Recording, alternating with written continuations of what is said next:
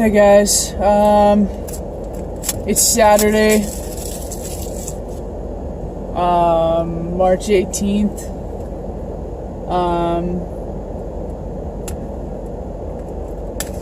Since I came home on Tuesday, I've had a couple of okay days. Tuesday, when I got back, I texted a friend. Well, she commented on a picture on my Facebook, and I commented back asking her what she was doing today, and she wasn't doing anything. So I said, "Do you want to cruise?" Just like we used to do. So her and I went cruising.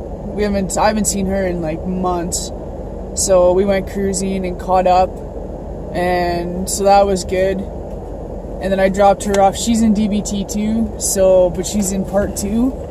Her and I took part 1 together, but now she's in part 2 and I'm retaking part 1.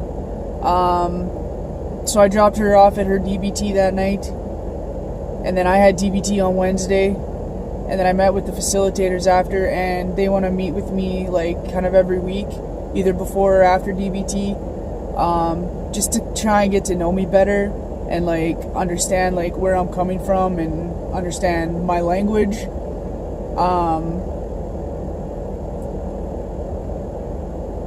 Thursday, I hung out with my friend Santana. Her and I went cruising. Her and I haven't done that in months either. She's got 2 kids, and so it's difficult sometimes to go cruising with them. With the little baby, though, it's easier. She just chills. So we went cruising with the baby the other day. And then yesterday I had an appointment with my counselor, so I went to that. And him and I talked about that unintentional mask being on.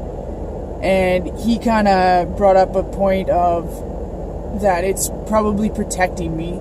Because I've been so low, my body and my mind just couldn't take it. So it just put that mask on. And, I'm just sort of pretending that I'm okay. I know underneath I'm still not, but it's protecting me right now. So, and it's been doing it for a few days, because last weekend was absolutely horrendous, and it happened to be the day I came back that mask was on. And so it's been on for 4 days, and 5 days. Today will be day 5. And it's difficult. And like the new meds that my doctor put me on, I've been on them for a week, and then I had to up my dose from 1 pill a day to 2, and then in another week I upped my dose from 2 to 3 pills a day. I'm hoping that that'll work, because I'm really sick and tired of being low. I'm really sick and tired of wanting to die. I have nieces and nephews, and I have a great nephew, and I want to be there. I want to be there for them. But when you're in that moment and you're just wanting to not live anymore, you don't think about that. It's very selfish when you're in that moment, but you don't think about anybody else. You just think about how your life is shit and you're not going anywhere. You don't have anything to show for your life. You just think you're just not worth living. You're not worth living. There's no reason for you to exist anymore. And it's difficult to get out of that.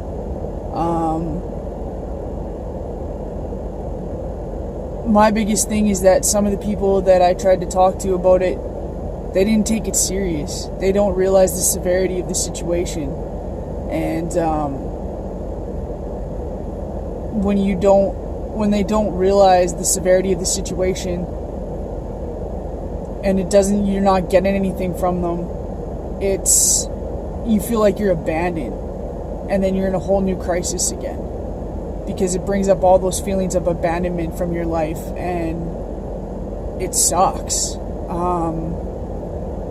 It's just a vicious cycle.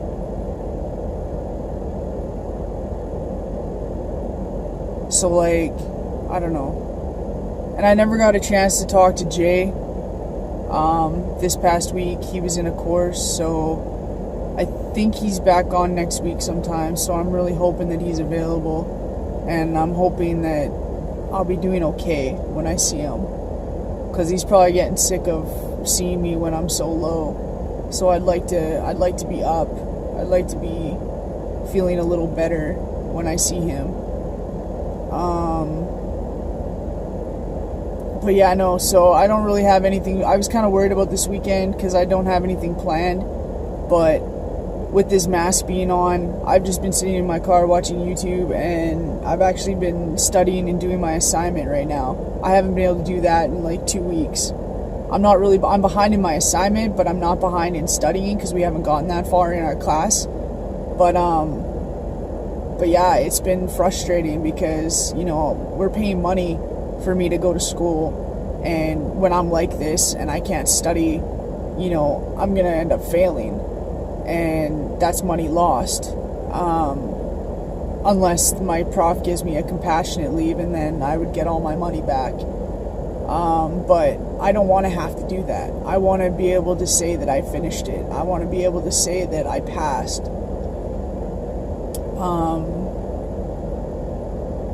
I got 73% on my midterm. Like, that's gotta mean something. Even though I don't look at that as a success, it's gotta mean something. And tomorrow, Sunday, I don't know if I've been thinking about maybe going back to my church tomorrow. I haven't been there in a long time. I've gone here and there. It makes me very anxious to go because there's a lot of people I don't know, but there's a lot of people I do know, but it still makes me very, very anxious being in that social setting. I was hoping that it would be a little nicer today. I still might go take my dog for a walk, but I was hoping it was going to be a little nicer today, but with that breeze, it's kept it kind of cool. It's supposed to be windy, I guess, for like the next week or two, which kind of sucks because I want spring. I want it to be nice out. I want to be able to sit out on my deck and study. That was the best part about last fall, was I could sit out on my deck and study with the sunshine, have a cigarette. It was beautiful. I don't think when I start to feel better, I don't think I'm going to look for a job, because the last time I looked for a job, I ended up having to give it up after my 3 months. Even though it was temporary, they were trying to keep me on, but I couldn't do it because I was starting to go down. And so I'm not going to push myself. I'm going to try to just take it slow and make sure I get stable on my medication first. And then as time goes on, then maybe start looking for a job. I really need to wait until next March, because next March is when I get my pardon from my criminal record. So then after my pardon, I can get a decent paying job and not have to worry about that holding me back. That's been a big struggle for me, was my criminal record. It's really held me back, and I hate myself for doing what I did, all the trouble I got into in my 20s, and I really fucked my life up getting in trouble. So I really want this pardon. I've been out of trouble for about 5 years. I really want this pardon. I really want to be able to move on and leave that behind me and try to have a decent life, try to have something to show for it. I want to work with youth, because I've been where they are. I know what they're going through, and I really want to take my experiences and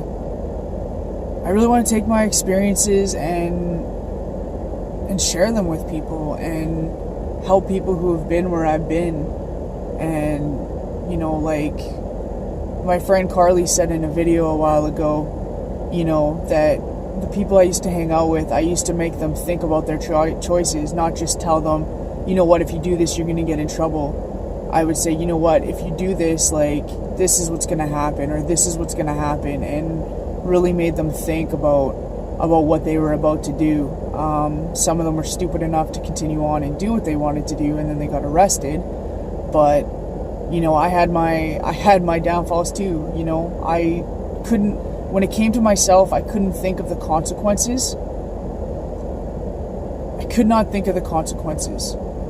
All I could think about was that impulsivity, just doing what I wanted to do. Like, if I was banned from the mall, I didn't care. I just went into the mall anyways.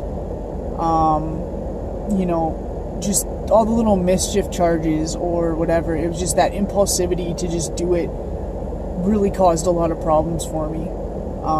I still have that impulsivity problems, but they're not to the point where I'm getting in trouble with the law anymore. There are other stupid little things like cutting and, all of a sudden needing to go for a drive, or all of a sudden need this, all of a sudden need that. It's just impulsivity, man. It's terrible. It sucks.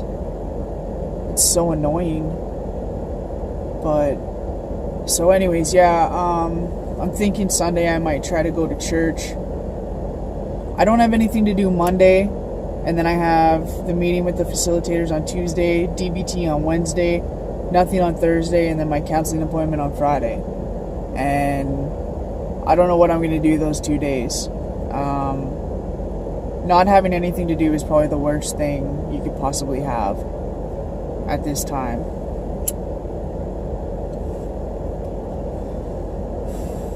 That free time is a killer. It's an absolute killer.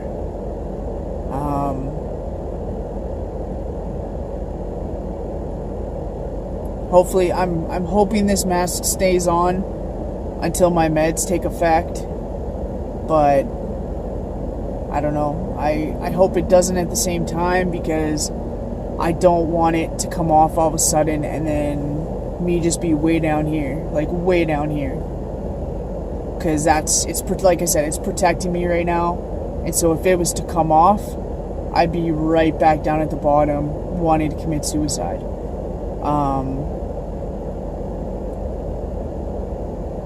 It's such a difficult thing. It's such a difficult thing.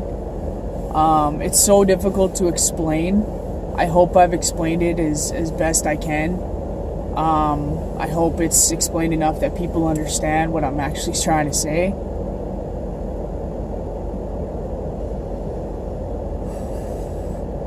But yeah, today I'm just trying to study, trying to do my assignment, taking breaks, watching YouTube. And, yeah, I've been watching a lot of Kid Behind the Camera, Angry Grandpa. Been watching a lot of that. I don't know, it's just, there's something about them, and they don't really care. They don't care what people think. They just do what they do, no matter what they look like or anything like that. And they're just, they just seem real. They're just true to themselves, and it's good to see people like that. So I like to watch them. And but yeah, so today I'm just gonna try and chill. Tomorrow I'm gonna try and go to church. I'll try and videotape tomorrow. I haven't been doing it every day, so I'm hoping that I can keep that up and do it every day and document how I'm doing, whether I'm going up with my meds or whether I'm staying down, whether the mask is still on or not. I'm going to try and do it every day. Back to doing it every day. And hopefully it'll be a lot more positive vlogs and not so negative and just more fun. So, but that's probably going to be it for today. And we'll hopefully see you guys tomorrow.